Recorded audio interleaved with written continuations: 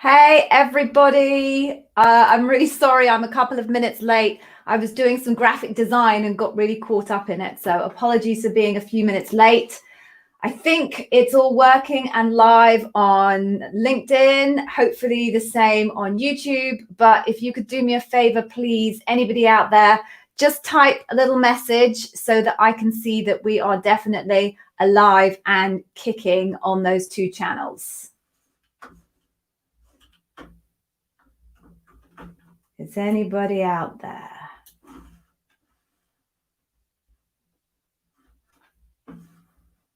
Hello?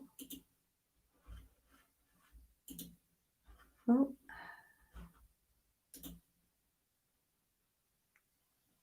Okay, so I can see myself. Great, awesome.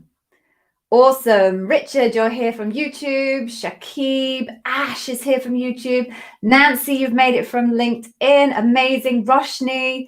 Oh, yes, we are on fire. That is absolutely awesome. Great.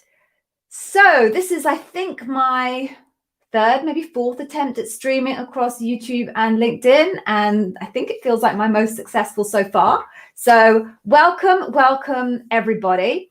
It usually takes people a couple of minutes to rock up, pick up the message that we're live. So what I like to do, Henavi's here. Hello, Henavi.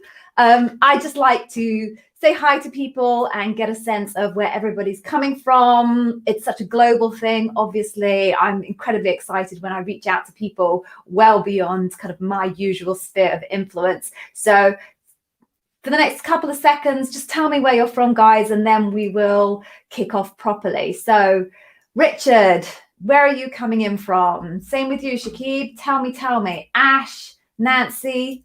Hi, we've had Steve. Oh, Steve's joined. Hey, Steve, good to see you again. Welcome back. Tell me where you're from. Depanch. I'm sorry if I pronounce everybody's name wrong. I'm just going to start with a blanket apology for pronouncing people's names wrong. You've made it from India. Oh, it's quite late in India now. You're up late. Welcome. Thank you for staying up so late. Hey, Tyrone. Hello again. Good to see you again. Nancy's from the US as well. Oh, David from Grey London.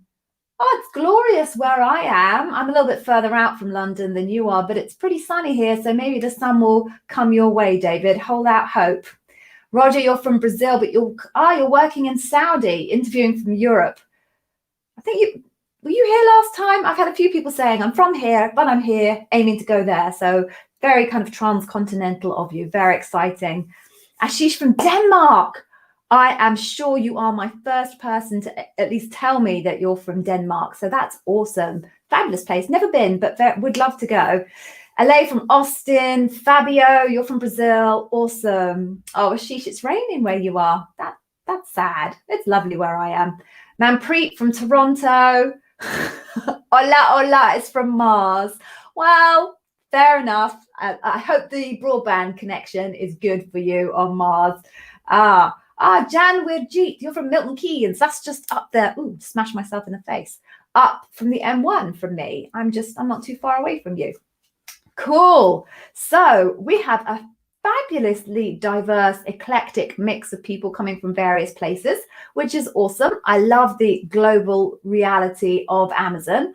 And the awesome thing for all of you is that the Amazon interview process is exactly the same wherever you go in the world, which was brilliant for me because I got to interview people in Germany, Turkey, Japan, Spain, France, Italy, lots of North America, as you would expect, some Canada, and of course some UK. So that was cool for me. And what's cool for you is everything that I tell you guys now is going to be relevant, regardless of where you are in the world. So that's awesome. Right, so let me get going, introduce myself in case you don't know me, and then you can, throw your questions at me. So I am Gigi. I am the Amazon interview whiz, as you can see here. You know, you've probably found me through LinkedIn or through YouTube. I was a senior leader and very useful for you guys, an interview bar raiser at Amazon for a number of years. I now run my own Amazon interview preparation academy. Basically, my mission is to make expert Amazon interview coaching available to everybody, regardless of your economic circumstances. I found out when I was interviewing and bar raising at Amazon how much interview preparation coaching actually costs, anywhere between kind of $200 and $500 an hour, which just blew my mind. I figured that was out of reach of most people, and I figured I could do something about it. So my program is digital, it's incredibly affordable. As part of my mission, what I also do is I have my free YouTube channel with like 2.5 hours of pure actionable content on it. I post on LinkedIn every day, hopefully actionable insight, and I do these free sessions. So we are here obviously for our free session. So a few bits of housekeeping. I will be aiming to pick up questions that are as useful for everyone as I possibly can.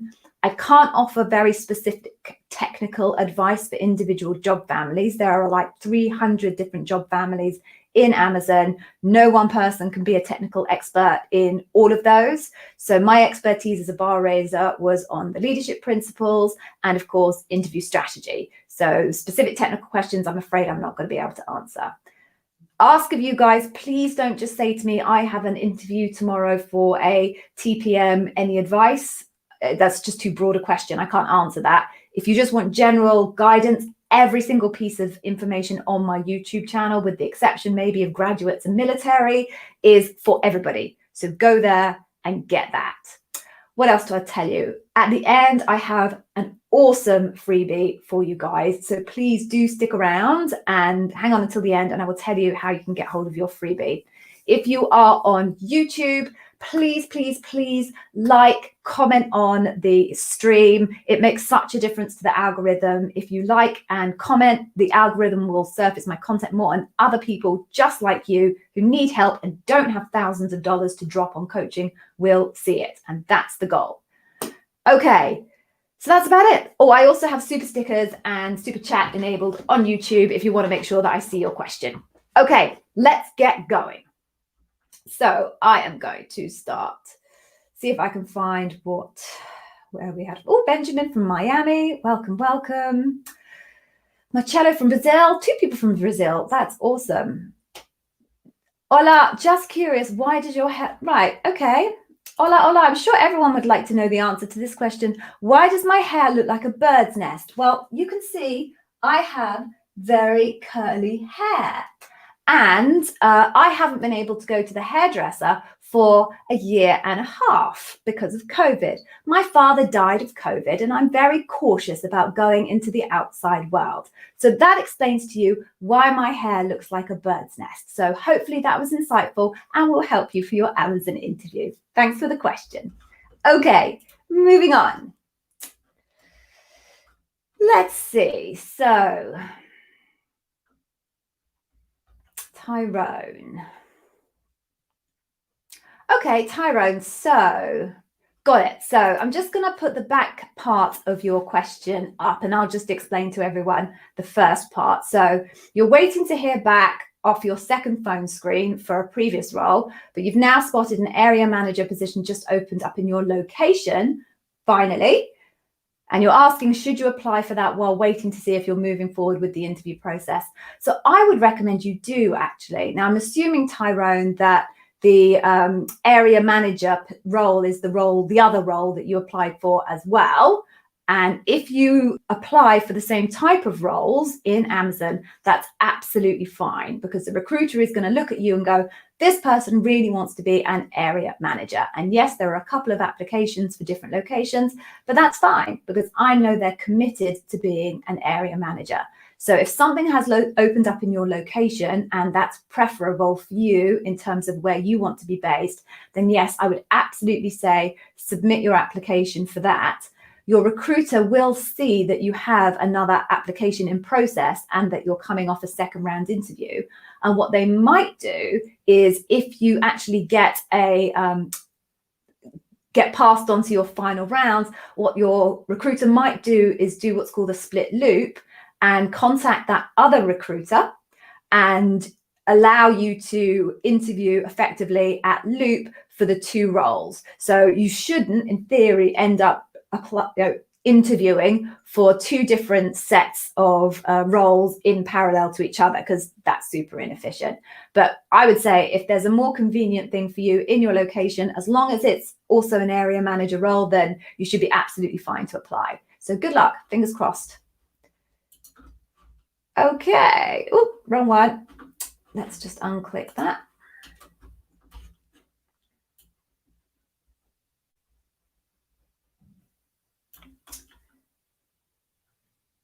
Oh, lovely. Okay, so these are always nice ones to get. I like to pull these up because it's fabulous for people and it's good for everybody else to see. So you're here to say thank you, Rania, and you watched all the videos on the Academy. So you're an Academy student. That's amazing. And you got an offer as a senior PM. So that's a product manager. Amazing, Rania. Congratulations, that's fantastic. I'm so delighted, and I'm obviously delighted that you're an Academy member. So congratulations, everyone. Please give Rania a clap. I like to celebrate these things. It's a huge achievement, and obviously it gives everyone else hope that with the right study, the right resources, you can land those jobs in Amazon. There are a million people that work in Amazon. It is possible to land them. So Rania, well done. Congratulations. I'm so thrilled. I am going to ask you to reach out to me at amazoninterviewwiz@gmail.com. I might actually post that here because I am going to ask you for a review, if that's okay, because it really helps for people to know that my course, even though it is incredibly competitively priced, is actually very good quality. So if you wouldn't mind, Rania, I've posted my email address there. Feel free to send me a message, and I would love to get a review from you and find out a bit more about your interview process.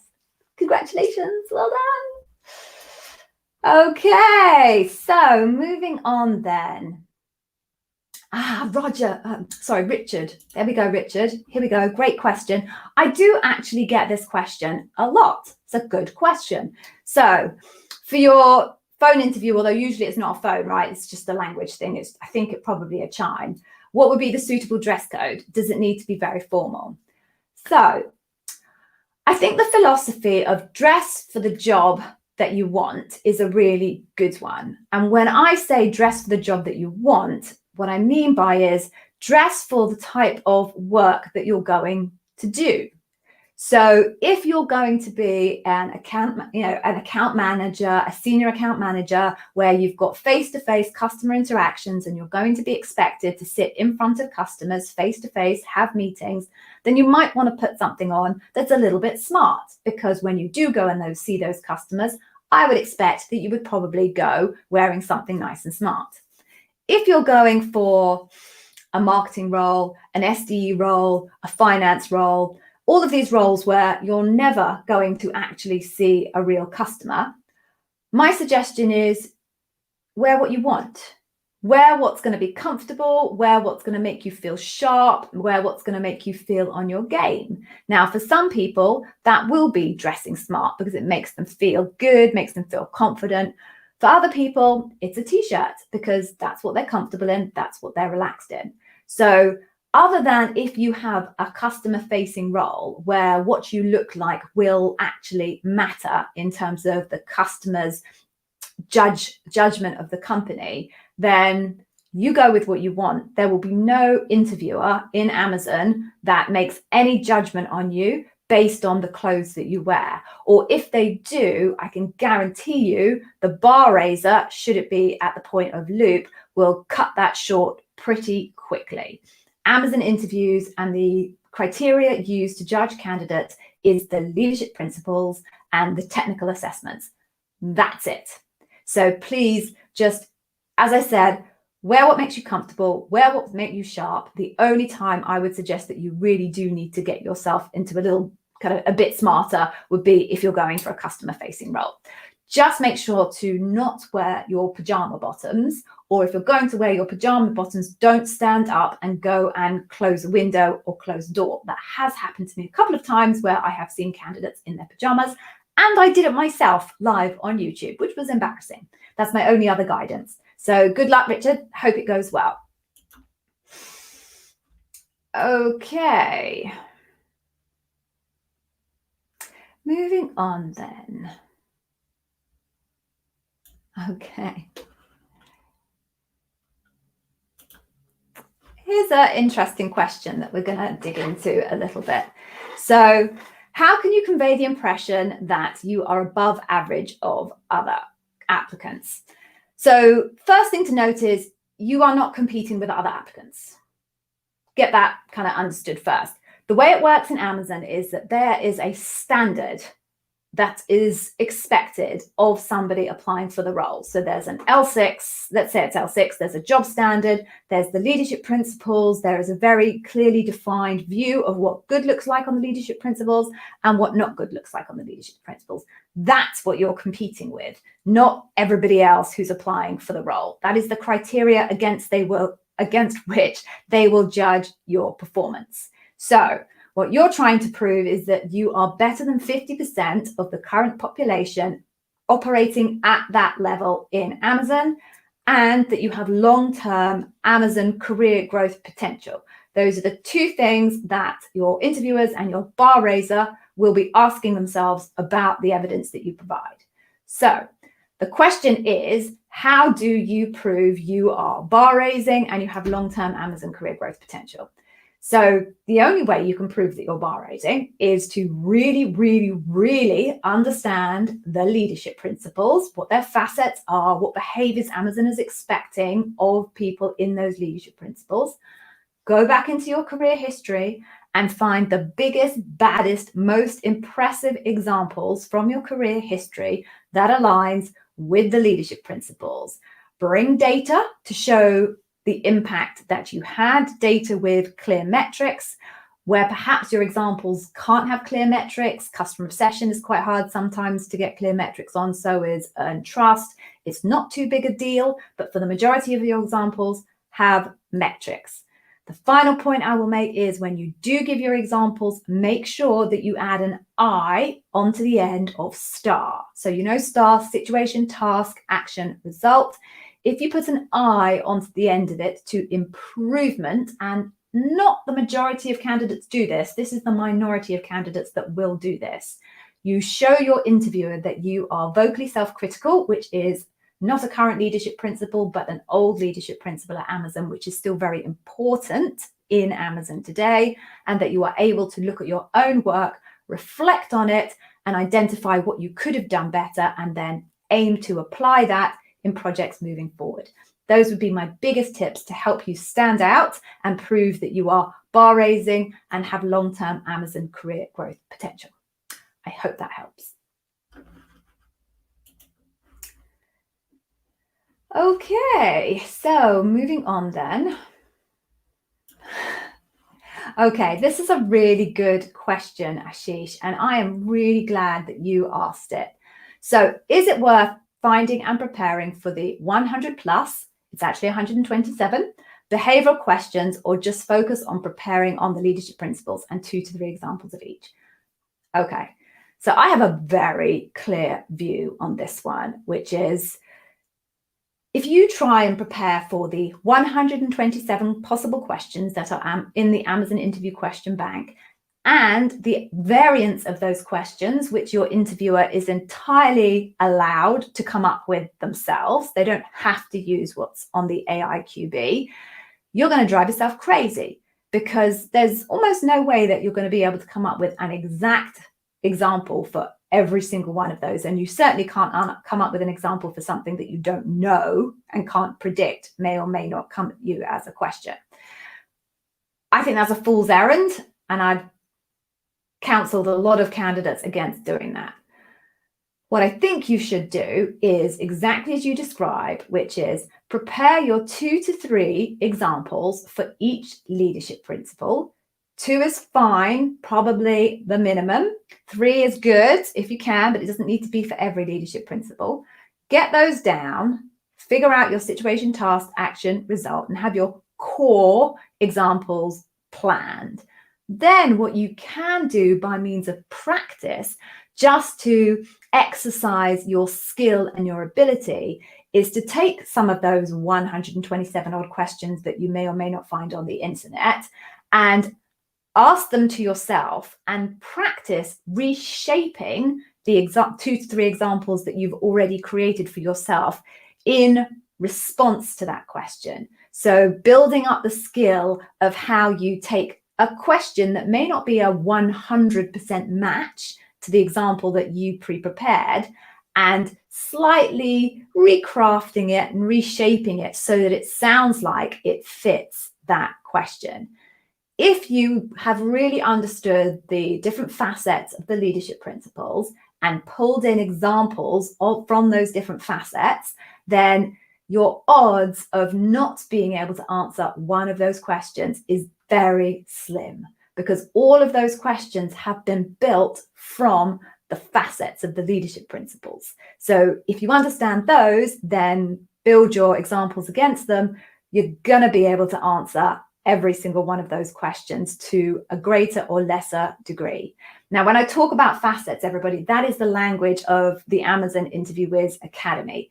It's not Amazon language. What I did was deconstructed the leadership principles into simple facets to make it really easy for my candidates to understand the complexity of the leadership principles. So I'm going to give you a freebie at the end, and when you go and take that freebie, it will all become clear in terms of what I mean when I talk about the facets.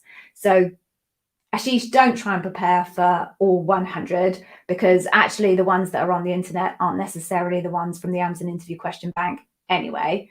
Do your core ones and then use them just to practice reshaping your answer in preparation for when you get asked specific questions. I hope that helps.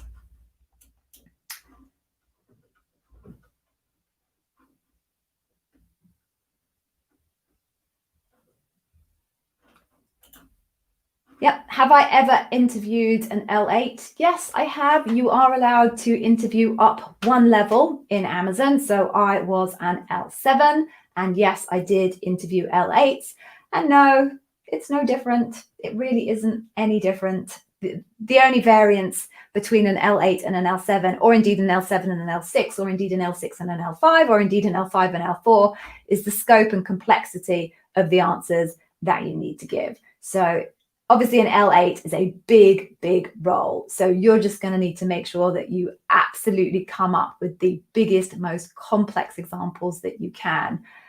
The complexity of some of the things that the L8s that I've worked with in Amazon is huge, far larger than perhaps an equivalent role in, say, British Telecom, where I worked beforehand. So you really should be focusing on how can I present. Obviously, you need to be able to articulate it in a clear and concise way, but how do I articulate the scope and the complexity of the work that I've done in order to align with the scope and complexity of an L8 scope job in Amazon? So I hope that helped.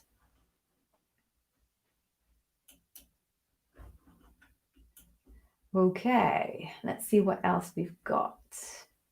Oh, that did a big jump. So sorry, just give me a couple of seconds just to find my way back.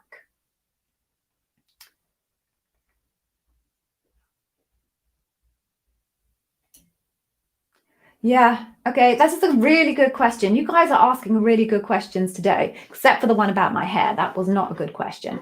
So Shakib, if customer obsession and ownership have already been covered in the phone interview, will the loop focus on the remaining LPs, or these two can be covered again? So Shakib, probability is if customer obsession and ownership were covered in your early rounds, that's because they are critical leadership principles for the role. Usually, hiring managers try and get the really important leadership principles covered off in the early rounds, because if they're really important, then there's no point in moving a candidate through to later rounds if you don't feel that they're going to raise the bar on those really important leadership principles. So I would suggest, if you have already had those in early rounds, that they are important leadership principles and they will feature again when you get to loop. So what you want to make sure you don't do is use exactly the same examples again that you used for the customer obsession question and the ownership question in the early rounds again in loop. You're going to want to make sure that you've got a new example, fresh example to bring to the table for those two leadership principles. Be prepared. Okay.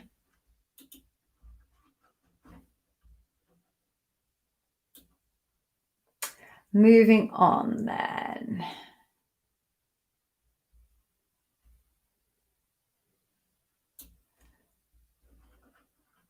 Okay. Hello, Shema. Hopefully it's Shema. Apologies if I'm mispronouncing that.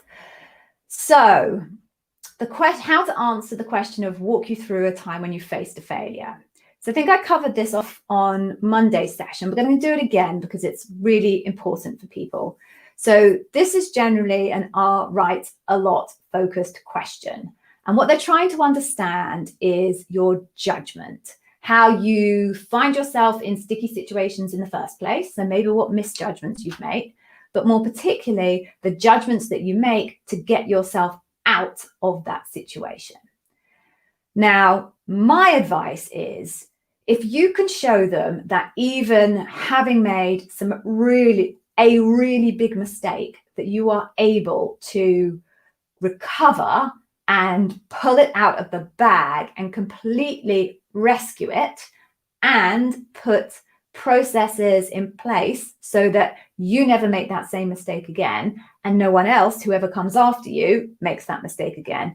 That's the winning formula. So when I approach questions about failure, I choose my biggest stuff up in my entire career because I was a hero. I completely saved myself as a result of it. And that's impressive because you're going to mess up in Amazon and you may even mess up really big. Trust me, it is possible to mess up really big, really quickly in Amazon because of the access that you have and the ownership that you're given. So if you can show that even if you mess up really big, you can really recover, those are the best examples. Definitely do not use an example where there is not a happy ending. If you had a catastrophic failure and you just weren't able to recover it in any way, definitely don't use that as an example. They do not want people who cannot pull recoveries back. If you've got a moderate example that may not be a complete catastrophe like mine, but something went a little bit wrong and you managed to save it and you put these processes in place, then you should use that. So favorite one, go big, go home, big disaster, big recovery. Second suggestion, kind of in the priority order for me, would be those kind of middle of the road failure questions. And the last one would be those don't go near the catastrophes that you didn't recover or even the middle ones that you didn't recover. In terms of structure, I would say give a little bit of airtime to how you got into the situation in the first place. Give the majority of the airtime to how you managed to get out of the situation, and give the middle bit of the airtime to what processes you put in place to make sure it never happened again. But don't spend all of your time talking about how you got yourself into the failure. What you want to do is impress them with how you got out of the failure and how you made sure that that failure would never happen again. I hope that was helpful.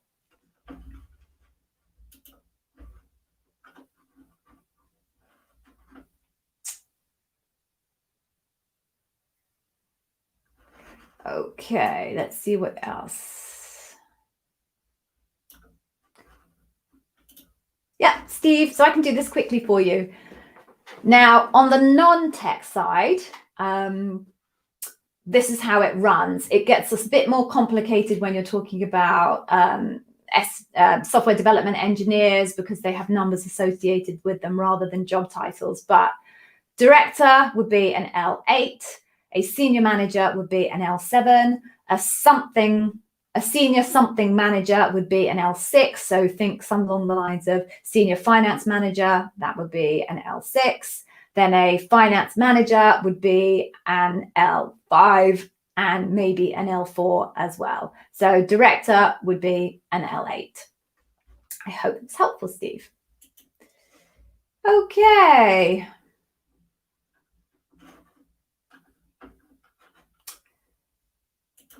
So, okay, I'll be really quick this one for you. Salyed, going for that. Apologies if it's wrong. What's the difference between an L3 and L4 level job in the interview process? The interview process is exactly the same for every single role you ever have in Amazon in terms of the structure, the focus on leadership principles, different technical elements will come in depending on the job family that you're applying for, and also the level that you're applying for. Some different levels of technical skills will come in, but ostensibly the structure is going to be exactly the same thing and the experience is going to be exactly the same thing. The number of rounds and things that you go through changes for different teams.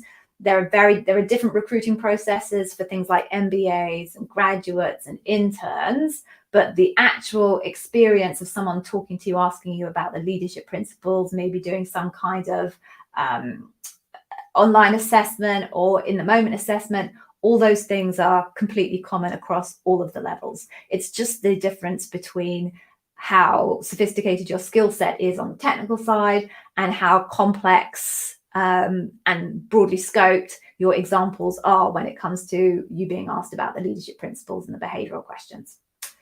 Which again is great because I can sit here and talk to you guys about the Amazon interview process. And like I said, whether you're, regardless of where you are in the world and regardless of what level you're operating at and regardless of what job family you're applying to, everything that I say and everything on my YouTube channel is absolutely valid for you.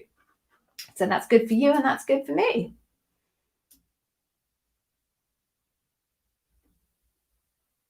Let's see what else we've got.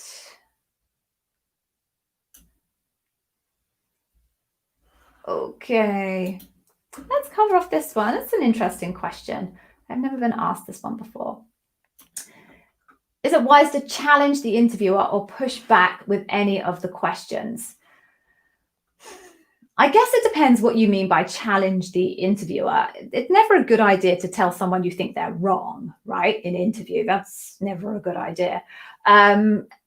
What you can say is that you have an alternative point of view and you're going to share it. I kind of struggle to think how that might play out in an Amazon interview because they're going to be asking you for examples from your past. They're then going to be asking you follow-up questions. So I struggle to imagine a scenario where they might say something that you feel is incorrect and you would like to give them an alternative view. But if it happened, you certainly can. I would just be polite about how you introduce that alternative view. And again, when you say push back, I'm not quite clear on what you mean by push back. You can ask for clarification. You know, if they ask you a question and you're not entirely sure what they mean by the question, or if they ask you a question and you feel it's hard to answer because of the context of the example that you have, then it's reasonable to say, either could you clarify this for me because I'm not sure I can answer that given that my organization, blah, blah, blah, blah, blah. All those things are fine. Push back and say, no, I'm not going to answer that question. That's not going to work.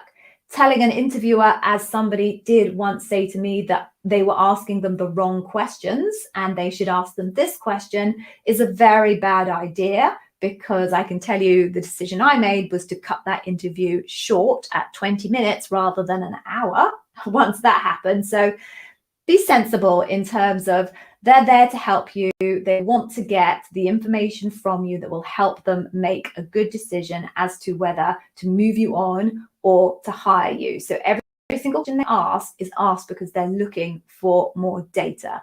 If the question doesn't quite make sense, and that means you can't quite give them that data, it's fair enough to ask for clarification or give them some context as to why you feel you can't answer that question. But I wouldn't be pushing back and saying, that's the wrong question, or you shouldn't be asking me that question.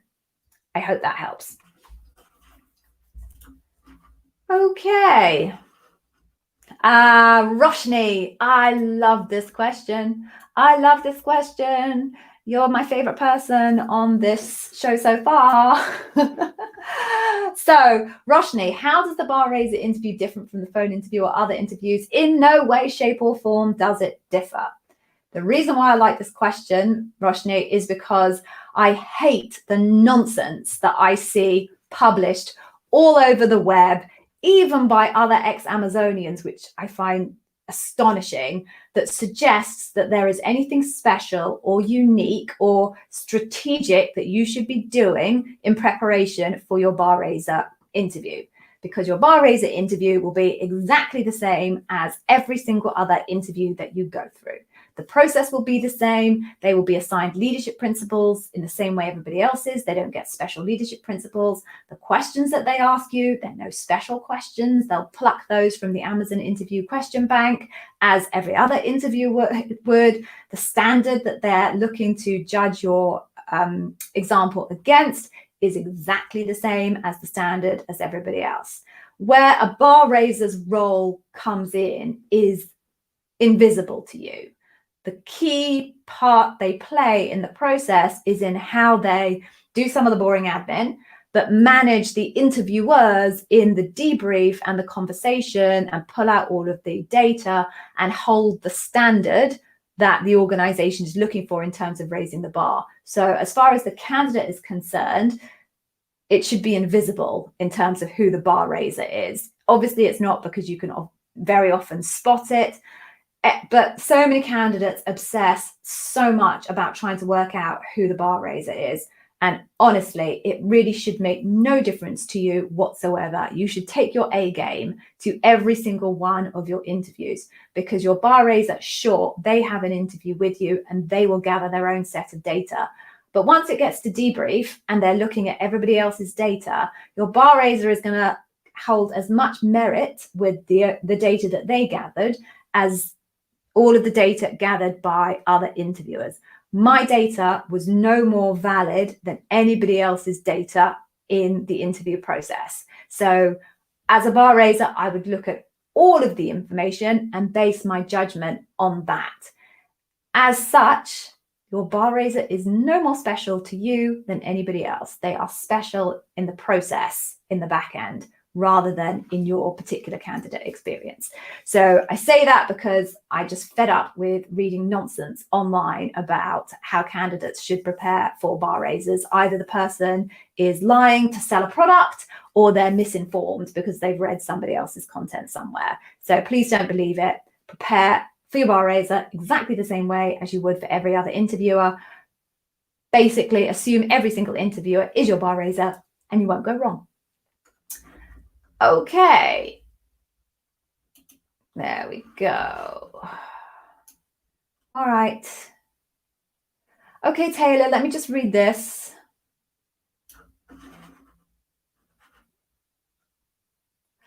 Oh, that's rough. All right, Taylor. Yeah, okay. So it's been almost 3 weeks since your second interview. Last you heard from your recruiter, they said you'd be hearing something from the team. You reached out last week and still haven't heard back. Any idea what could be going on at their end? Oh, Taylor, that's not a good experience. That is not what they should be looking for in terms of your experience. What could be going on at their end? Well, if it's 3 weeks and it's a second interview, there's only one person who is involved in that, right? You only had one individual who you had your second round interview with. So there might be something going on in the back end with that individual. They might be sick. They might have gone out on vacation. There might be anything going on with that individual. And that might be why they haven't gotten around to submitting your notes and making a decision. I guess another thing that could be happening, and I'm completely speculating here, Taylor, so I'm just giving you possibilities and I have no way of knowing whether those possibilities are correct. Another thing that does happen is headcount cuts. So they could be happily interviewing for a role and then budget challenges come along and they have to make a decision to close a number of recs. Those are job openings. So what might be going on in the background, this certainly happened to me when I was a hiring manager, is decisions are being made which recs to close.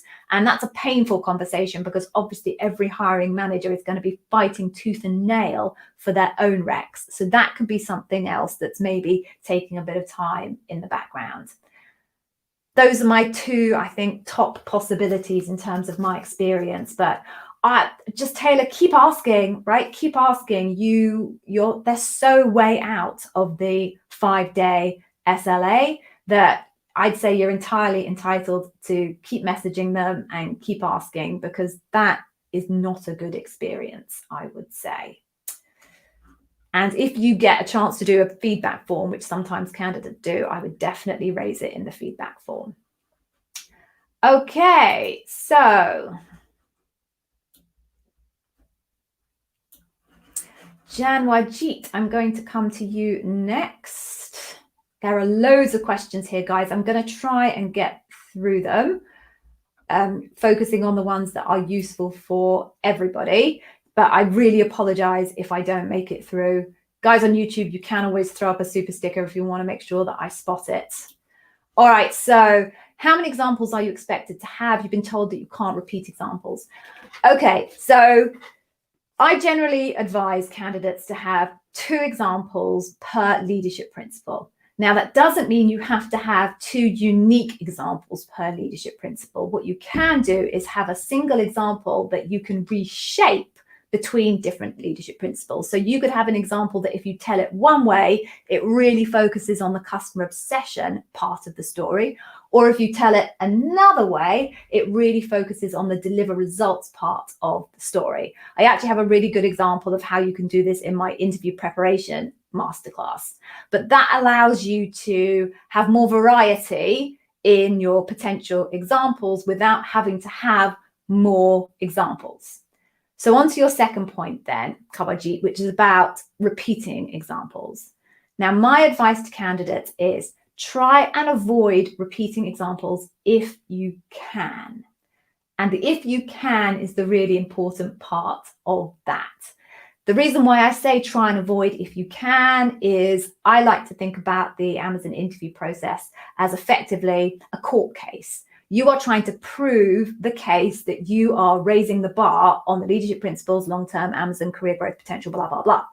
And the examples that you bring are your witnesses. So in a real court case, if you were to keep bringing the same witness back repeatedly to tell the judge and jury that, yes, you are bar raising, etc., their evidence isn't going to be more compelling the second time they say it, right? Whereas if you were to bring new witnesses every single time to tell the judge and the jury that, yes, you were bar raising and you have long-term Amazon career growth potential, that's a much broader set of evidence and that becomes more compelling. But it's hard to have that many brand new, unique examples. If you make it all the way to the end, you're possibly been asked like 20 questions.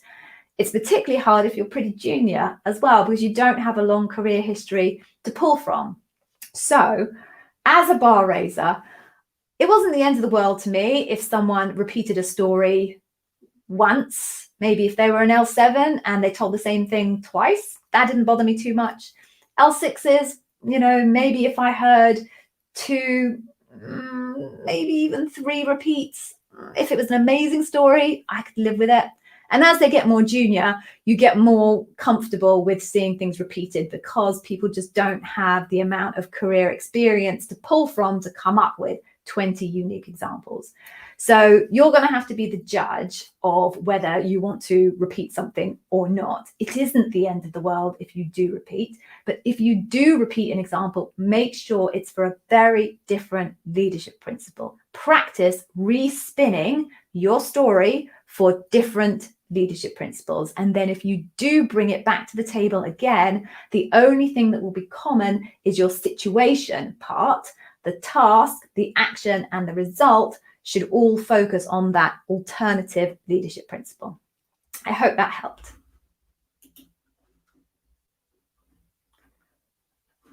Oh, thank you, Hilal. That's very kind of you. Hola. Dude, have you not got anything else to do with your time? Here's a question for you. Why does my name have both initials the same? Because my name is Gail Gallagher and my nickname is Gigi, and that's what people call me. So Gail begins with a G, Gallagher begins with a G. Therefore, if you use the two first initials of Gail Gallagher, you get Gigi. And I like it, so I use it. I hope everyone else likes it too. And if you don't, tough luck. Okay, that's all I've done for the session then. So, Tyrone, let me just see if I can find. Okay, I am gonna have to, let me just see. There we go. Okay, so let me just see if I can find somebody else.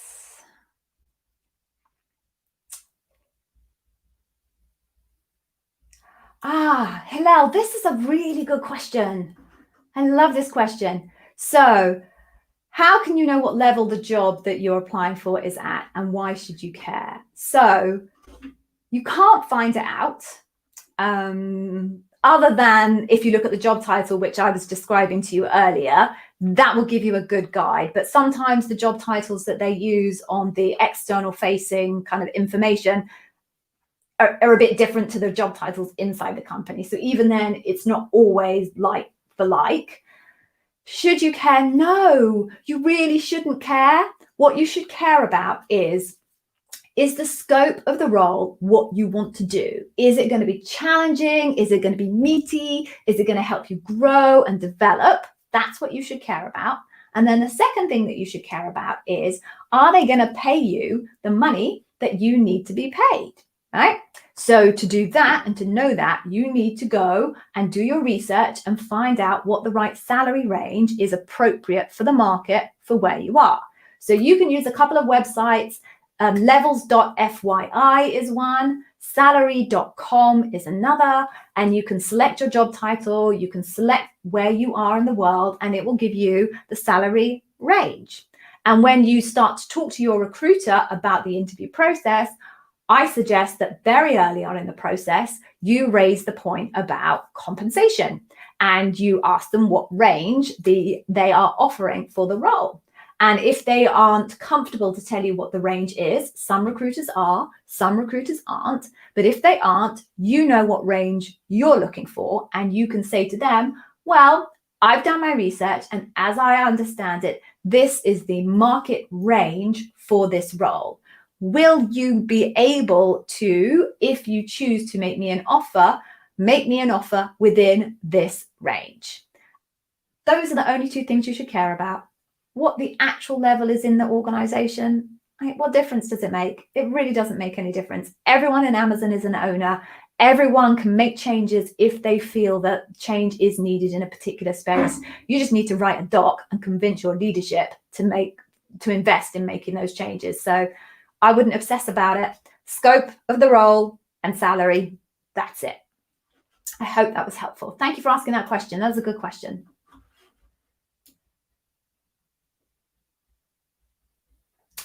Okay, let me just see. I've got a few new ones here. All right, there's loads of questions. Oh my goodness. Okay, so somebody just asked about L5 non-tech relocation. Unlikely. Policy was when I was there up until a year ago that relocation was only usually offered to L6s and above. So I think it's unlikely, but you can always ask. Okay.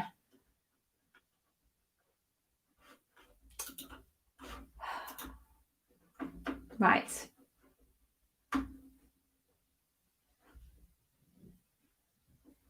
See what else.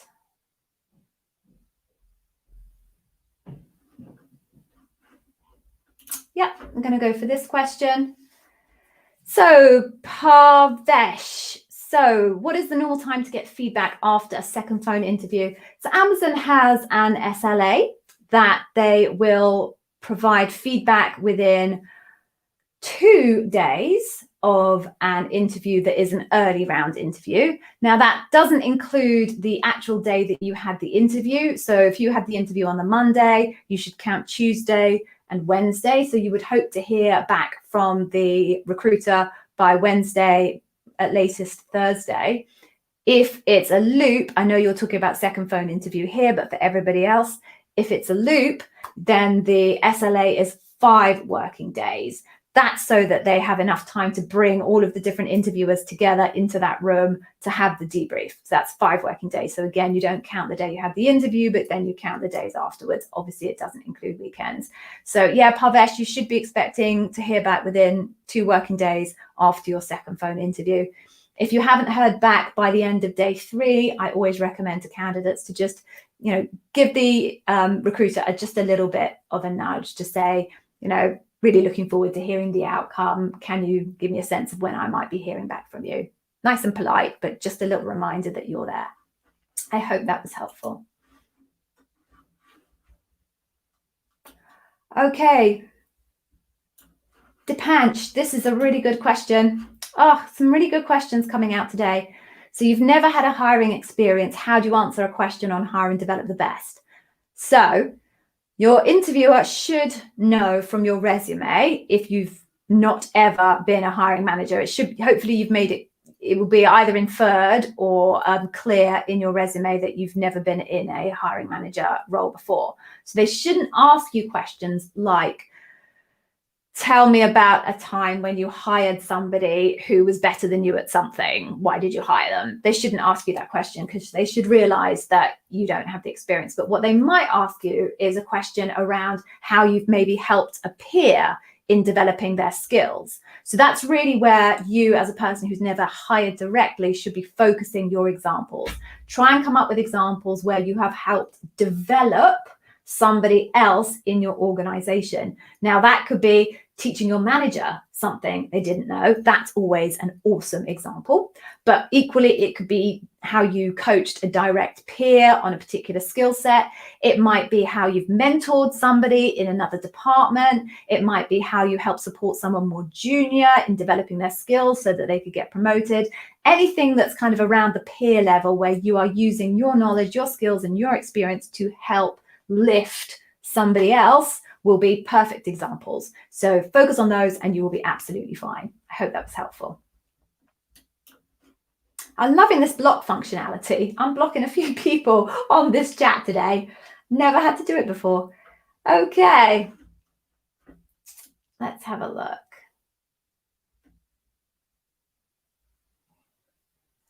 Yeah, Ashish, this is another good question. Okay, so just checking time as well. We've only got 4 minutes left and there's still quite a few questions. I'm sorry that I won't make through them all, but I'm going to do some leaps and try and get through a few more at the bottom. So should you expect the tell me about yourself and why Amazon type question from everyone in the loop? And should your answer differ for each? Right, so it's really up to the individual interviewer whether they ask those questions or not. The truth is, those questions shouldn't be really used as evidence to make a decision on you. So why Amazon? It's really helpful for a hiring manager to get a sense of, do you really, really want the role? The question you should be really answering, why this particular part of Amazon? Because obviously Amazon is a behemoth and you can't possibly answer that sensibly at a high conceptual level. I used the why are you interested in this role as a warm-up question when I was bar raising and interviewing. Again, I wouldn't use it as evidence. From a policy point of view, your motivation for taking the role, joining Amazon, is not supposed to be used as evidence. It's not up to an interviewer or a bar raiser to decide whether your motivation is good enough or not. What matters and what you're supposed to be judged on is your leadership principle examples and your responses to those behavioral questions. But these questions just never die. Even though they're not really supposed to be used, people still use them. They come from other organizations. And if any of you are on LinkedIn, go check out my feed because I put a poll up yesterday explaining that I don't like the tell me about yourself question. And I wanted to find out what everyone else thought. And it's a brilliant thread. It's like got 45,000 views, 83 comments, 800 people have clicked on the poll. Go read it and you'll see how polarizing this whole tell me about yourself question is. But you might get asked it, and you might get asked it by a few different people. So you got to have answers prepared for it. I have a good video on my YouTube channel that talks very specifically about how you can answer the why Amazon question really well. So go check that out.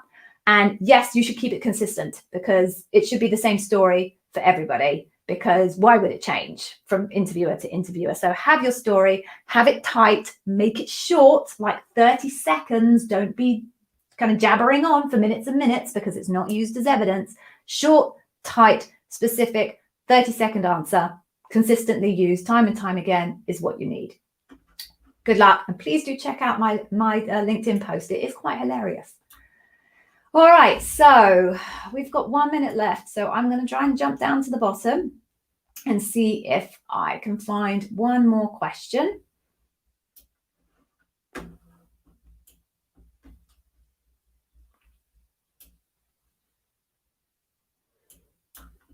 Okay, let me just have a quick scroll, see.